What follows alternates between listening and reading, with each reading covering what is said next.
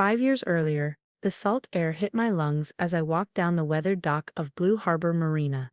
At 28, I should have been celebrating my latest corporate success. Instead, I was memorizing every detail of my childhood home before leaving it behind. Marcus, my mother's voice carried across the morning breeze. Still wandering the docks instead of learning real business. I turned to face Elizabeth Porter, owner of Porter Marina Holdings, and my mother.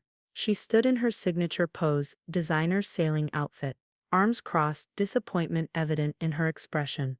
I was checking the new dock repairs, I replied. The reinforcement design looks promising. Leave that to the maintenance crew, she dismissed. Your brother James is waiting in the office. Time to learn what marina business is really about. I followed silently, my hand trailing along the familiar dock railings. What my mother never understood was that I'd been learning the real business since I was 10, not in the office, but here on the docks from the captains and workers who kept our marina running. The marina office was all nautical decor and coastal charm, dominated by my older brother James's booming voice. At 35, he was everything our mother wanted. Aggressive, flashy, focused solely on luxury developments and high-end clientele. There's our little office worker. James laughed as I entered. Done playing dockhand. Our sister Sophia smirked from her corner desk, designer sunglasses perched on her head. Someone has to chat with the help, I suppose. I took my usual spot by the window, pulling out my notebook. For the next 2 hours, I listened as James outlined his vision for Blue Harbor Mas luxury condos, replacing working docks, tripled slip fees, eliminating unnecessary services for commercial fishermen. And that's how we'll quadruple profits in 3 years, he concluded triumphantly. Our mother beamed. Brilliant, darling, this is why you're taking over as CEO next month. I couldn't stay quiet. Those plans will destroy the working marina. The fishing fleet that's docked here for generations will leave. We'll lose everything that makes Blue Harbor special. The room fell silent before James burst out laughing. Listen to the office boy. Worried about some fish boats again. Marcus, my mother sighed. This is exactly why the board agreed James should take over. You don't understand modern marina development. Your brother has an MBA from Harvard. So do I reminded her. With highest honors. Yes, but you waste it talking about dock maintenance and fishing schedules. This is luxury real estate, not a working harbor. I stood slowly, then I quit. Sophia nearly dropped her phone. What? I quit. I'll find my own path. My mother's face tightened. Don't be ridiculous. Where will you go? What will you do? I've been offered a position with Atlantic Maritime Consulting. I start next week. James snorted. A consulting job. Have fun with your spreadsheets while we build something real. I walked out of that office with a plan already forming. What they didn't know was that Atlantic Maritime wasn't just any consulting firm. They specialized in marina acquisitions and had been watching Blue Harbor's mismanagement with great interest. Over the next 5 years, I worked silently and strategically. While James implemented his brilliant vision, I watched our family's marina slowly decline. The fishing fleet left, looking for more welcoming harbors. Small boat owners couldn't afford the new fees, but the luxury yacht numbers looked good on paper, and that's all my mother cared about. Meanwhile, I learned everything about marina operations from the ground up.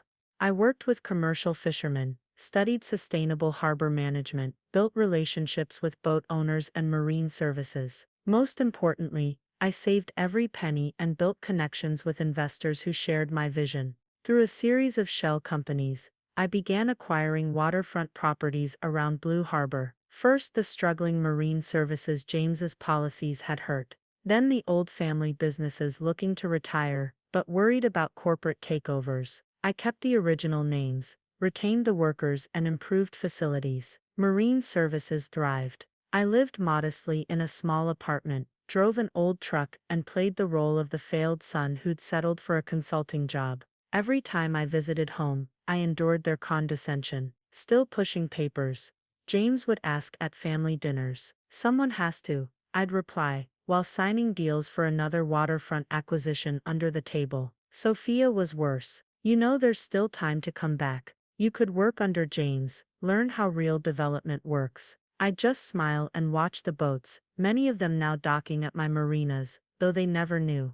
By the time my mother called this family meeting, I owned every major waterfront property surrounding Blue Harbor. The original marina was now an island in my maritime empire, their client base dwindling as boats mysteriously moved to other facilities. James's brilliant plan was failing. The luxury yacht owners were going elsewhere, preferring marinas that maintained full services. The marine businesses that made a working harbor attractive had all relocated, most now operated from my properties. Blue Harbor was hemorrhaging money, but James kept up appearances. I knew why Mother had called this meeting. They needed the other marina owners to save them. They needed access to marine services and working docks. They thought they could bully or buy out the small local operations that now controlled the harbor. Those small local operations that I owned. I sat at the family dinner table, briefcase by my side, as Mother began speaking. Blue Harbor Marina has been the premier facility in this area for 3 generations, she announced gravely. But times are changing. These small operations are threatening our legacy. James nodded importantly, which is why we're announcing a major acquisition initiative. We'll be taking over these family businesses, by force if necessary. We control the prime location. We control the market. Sophia sipped her wine. I've already drafted the letters. Accept our offers or we'll make sure they regret it. And this, Mother smiled, is why James will now take complete control of all Porter Marine operations. Marcus, you can keep your consulting job, of course. Someone needs to manage the paperwork once we acquire these properties. They all laughed. I opened my briefcase. Actually, I said quietly, I have some papers of my own. The thick folder landed on the table with a satisfying thud. What's this? James frowned, reaching for it. Ownership documents, I replied. For every marina, boatyard and waterfront property surrounding Blue Harbor, plus contracts with every major marine service provider in the region. Mother's face paled. What are you talking about? I stood slowly, enjoying the moment I'd waited 5 years for.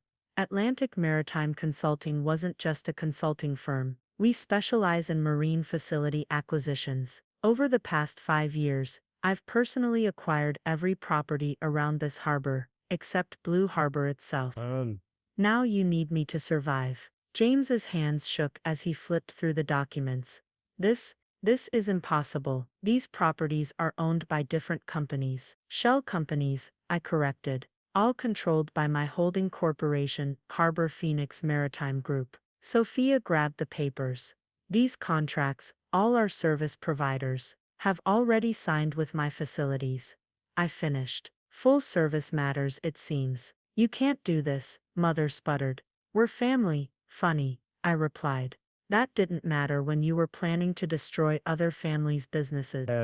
Same families who taught me everything about running a real marina while you sat in that office. I walked to the window looking out over the harbor I now owned. Things are going to change. Blue Harbor will return to being a working marina. The commercial fleet will get fair treatment, and the board meets tomorrow to vote on new leadership.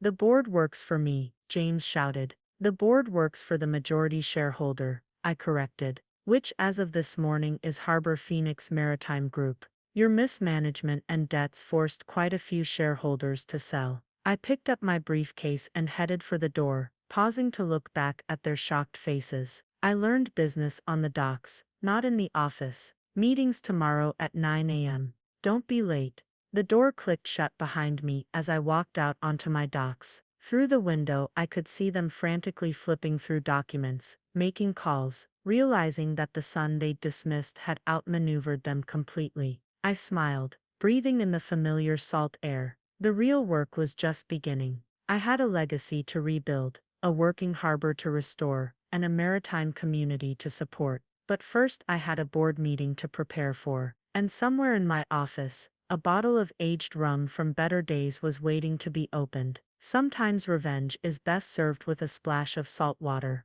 The next morning dawned clear and crisp, perfect sailing weather. I arrived at Blue Harbor an hour early, nodding to Pete, the longtime dockmaster, who'd taught me to tie my first bowline knot.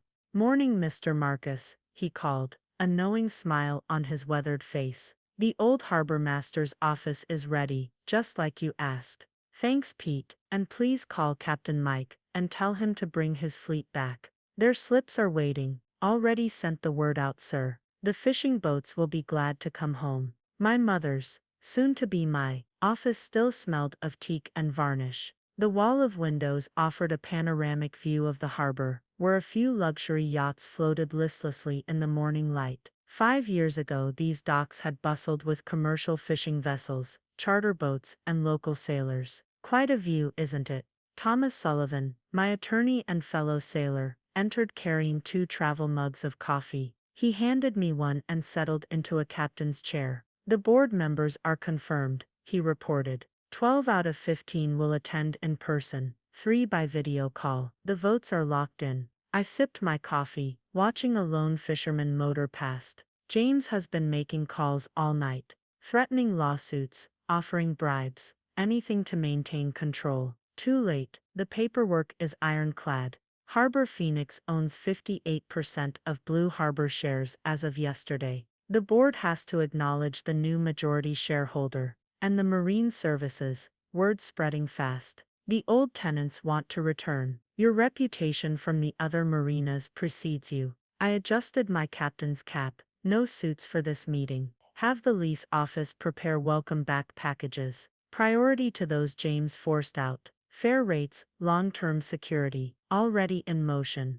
Thomas checked his watch. They're arriving, ready for the storm. I smiled. Been ready since my first sailing lesson. Always head straight into the waves. The boardroom, with its elaborate ship's wheel table, was tense when I entered precisely at 9 a.m. James occupied our mother's usual chair, trying to project confidence. Sophia sat beside him, her designer sailing outfit looking oddly out of place. Our mother stood by the windows, watching the harbor. The board members, mostly longtime marina operators and maritime business owners, shifted uncomfortably. They'd watched James's luxury-focused mismanagement drive away the heart of the harbor community, but had been powerless to stop it, until now. Morning, everyone, I said, taking my seat. Thomas sat beside me, opening his laptop. James leaned forward. This is absurd. You can't just sail in and take over. Our lawyers will fight this. Thomas spoke up.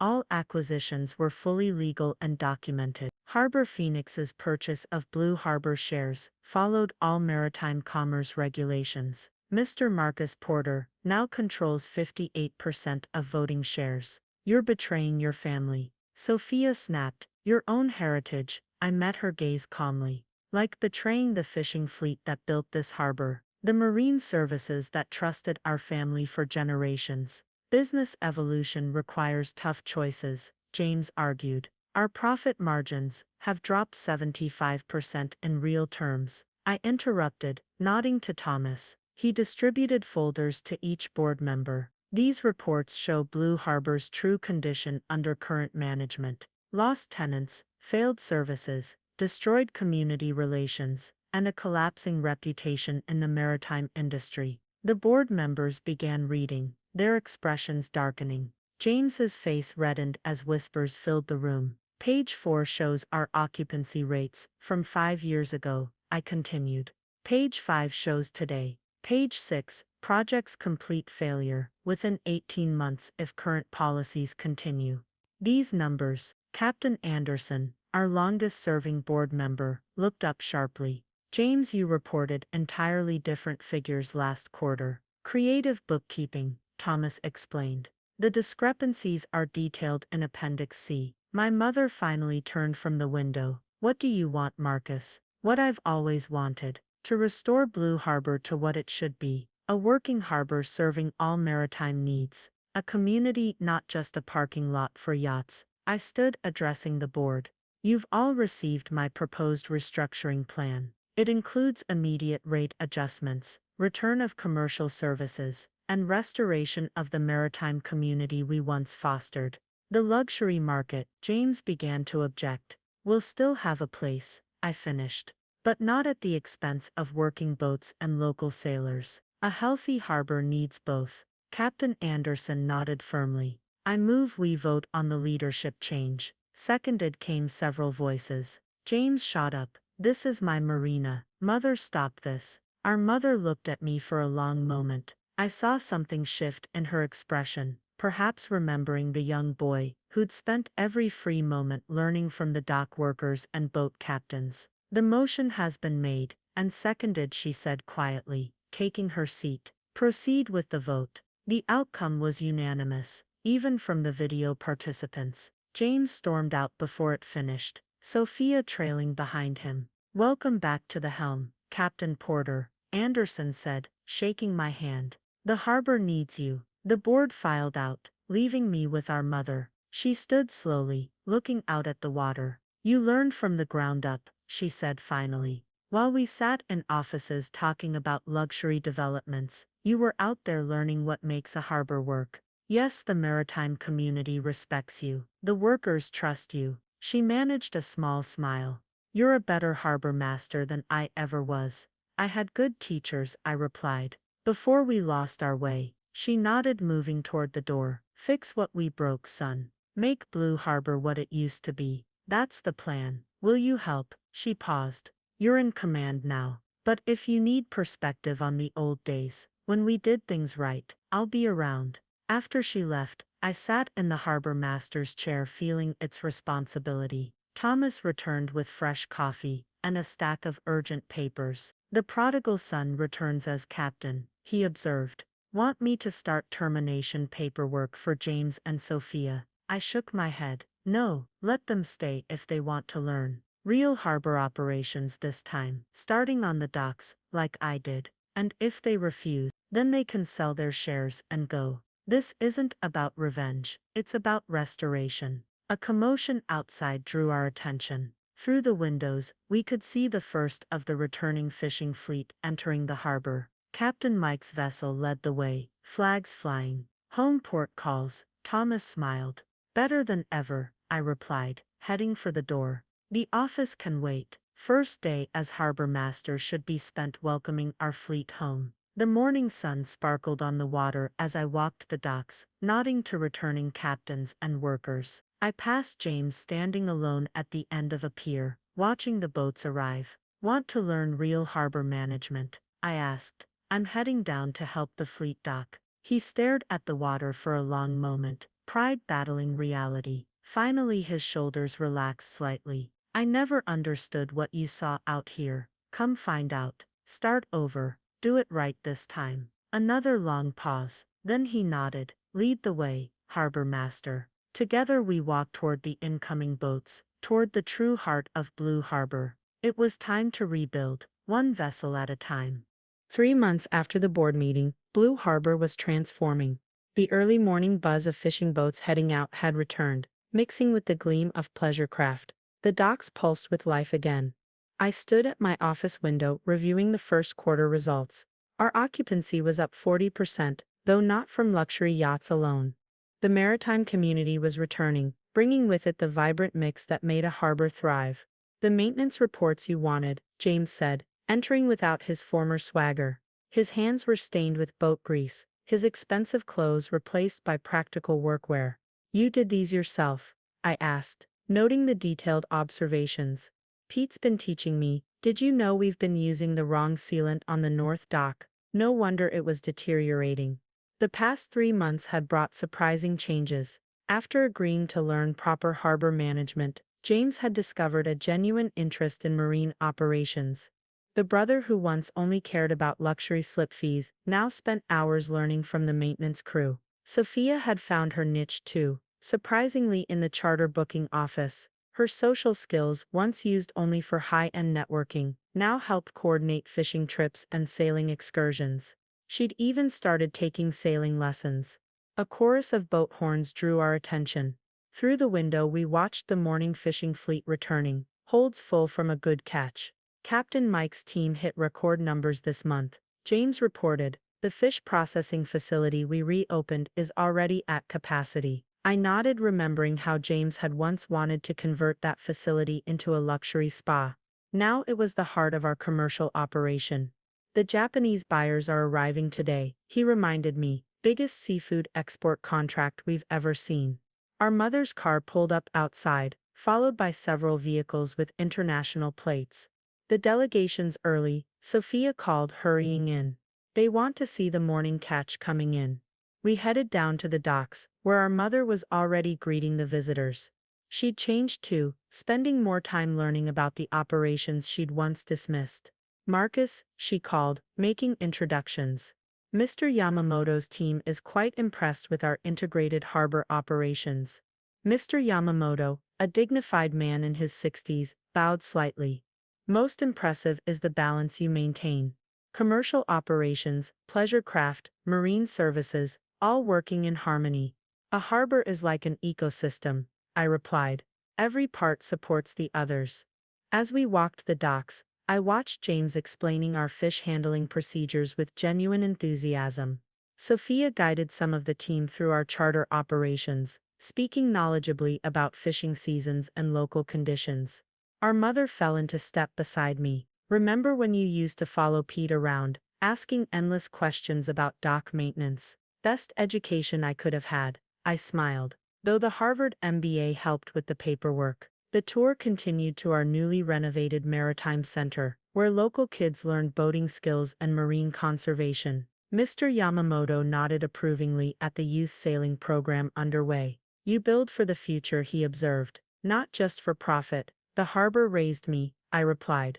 Now it's raising the next generation. Later, after the contracts were signed and the delegation departed, our family gathered in the old harbor master's office. The sunset painted the harbor in shades of gold and purple. Hard to believe I wanted to fill this all with mega yachts, James mused, watching fishing boats dock for the night. This is better, real. Sophia added, the summer sailing camp is already full. Local families actually thank us now instead of cursing our rates. Because we remembered what a harbor is for, our mother said quietly. Community, not commodity. A commotion outside caught our attention. Pete burst in, face worried. Storm warning just came in, he reported. Big nor'easter heading straight for us. 12 hours at most. We all moved to action, years of harbor experience kicking in. James grabbed the maintenance logs, already calculating which docks needed immediate reinforcement. Sophia began calling charter boats back to port. Get the fishing fleet in, I ordered. Anyone still out needs to return now. Mother, already calling the other harbors, she responded, phone in hand, coordinating safe berths for boats that can't make it back here. The next hours were controlled chaos. Every worker, every family member knew their role. James coordinated dock teams like he'd done it all his life. Sophia managed communications with the skill she'd once used for luxury marketing. I worked alongside everyone else, securing boats and checking moorings. Through the rising wind, I saw our mother helping the junior sailing program get their boats to safe storage, her designer clothes forgotten, as she hauled lines with teenagers. By midnight the storm hit full force. We gathered in the Maritime Center, monitoring conditions and coordinating with emergency services. The radio crackled with updates from harbors up and down the coast. Blue Harbor to Echo Marina, James called into the radio. We have space for 3 more boats if you need emergency berths. Sophia managed the flood of calls from worried boat owners.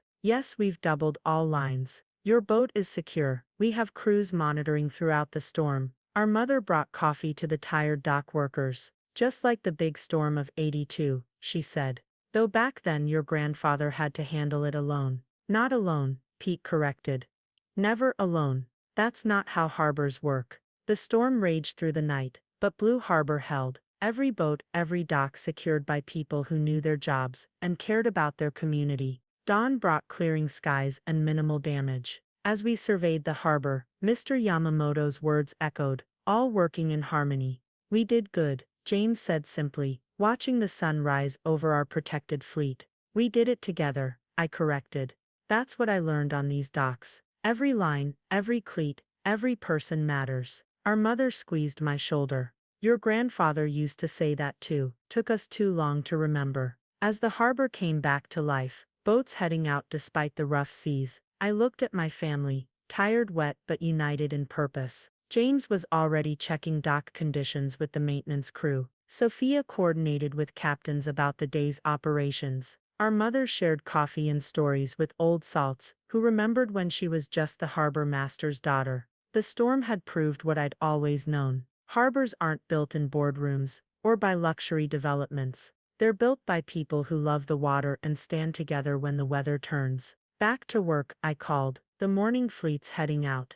The workers moved with purpose. My family smiled, and somewhere I knew my grandfather was nodding in approval. 1 year later, the annual Harbor Festival was in full swing, with boats of every size filling Blue Harbor. From gleaming yachts to weathered fishing vessels, each had its place. The docks bustled with visitors, the air rich with the scent of seafood and salt water. I watched James teaching his young son Tommy the art of net mending alongside Captain Mike's crew. At 6 years old, Tommy already loved the harbor as much as I had at his age. The new Maritime Training Center opens next week, Sophia reported, joining me at the Harbor Master's station. She traded her designer sunglasses for practical polarized lenses, her tablet now full of tide charts instead of social media. Full enrollment, I asked, and a waiting list. Turns out there's huge demand for proper maritime education. We're even getting students from other harbors. Our mother appeared, carrying an old brass telescope I recognized from my childhood. Found this in storage, she said. Your grandfather used it to teach me about watching the weather. I remember him teaching me too, I smiled. Before spreadsheets replaced seamanship, the festival crowd parted as Mr. Yamamoto's group arrived for their quarterly visit. Their seafood export contract had expanded beyond expectations, and they'd become strong supporters of our maritime education initiatives. Blue Harbor continues to impress, Mr. Yamamoto said, bowing in greeting. Your grandfather's legacy lives on. We toured the festival, showing off the perfect blend of commercial and pleasure boating that now defined our harbor. The fishing fleet demonstrated traditional techniques, while sleek sailboats offered harbor tours. Local vendors sold fresh seafood alongside marine artists and craftsmen. James jogged up, Tommy on his shoulders. The new processing facility plans are ready, fully sustainable, zero waste. And the solar panels for the dock power, Sophia asked. Installing next week, will be the first green harbor in the region. Our mother watched this exchange with pride. A year ago you two barely knew a cleat from a winch. Now look at you. The festival's highlight was the blessing of the fleet, a tradition James had once wanted to eliminate as too local. Now he stood with the other captains, Tommy by his side, as boats paraded past the blessing boat. Later, as sunset painted the harbor gold, our family gathered at the end of the main dock. The festival crowd had thinned, leaving just the regular harbor sounds: halyards clinking, water lapping, seabirds calling. Remember when I thought success meant filling these slips with million-dollar yachts? James mused. Remember when I thought social media followers mattered more than weather reports? Sophia added. Our mother pulled out an old ledger. Your grandfather's first harbor log, she said. His first entry reads, a harbor's worth isn't measured in dollars, but in the community it builds. Tommy tugged at my sleeve. Uncle Marcus, can we go check the tide markers? Sure, Captain, I smiled. That's real harbor business. As we walked the docks, I saw our harbor through new eyes. Every slip told a story. Fishing boats that fed the community, charter boats that shared our water's beauty, pleasure craft that brought families together. The Maritime Center glowed with evening classes in session. The processing facility hummed efficiently. Solar-powered lights began twinkling along the docks, everything working in harmony, just as it should. You know, our mother said when we returned, your grandfather once told me his greatest fear was that the harbor would lose its soul, that it would become just another marina. Instead, James added, it found its soul again. Sophia checked her tablet. Tomorrow's forecast looks perfect. The fleet heads out at dawn, and we'll be ready. I nodded. Because that's what harbors do. Tommy ran ahead, practicing his knots on every cleat. James followed, actually knowing now how to check if they were done right. Sophia moved off to check the weather radar one last time. Our mother lingered, watching the harbor she'd finally learned to truly see. You taught us all something this year, she said softly. Not just about running a harbor, but about preserving what matters. The evening light faded, stars appearing above the masthead lights. Somewhere out in the darkness, buoys chimed their endless warning and welcome. I thought about the documents in my office, proof of ownership, contracts, business plans, important papers, yes, but not what really mattered. What mattered was out here, in the community we'd rebuilt, the traditions we'd restored, the future we were protecting. A harbor, after all, is more than just a place to dock boats. It's a shelter from storms, a gateway to adventure, a home for those who love the sea. And sometimes it takes losing your way to find the right course home. The end.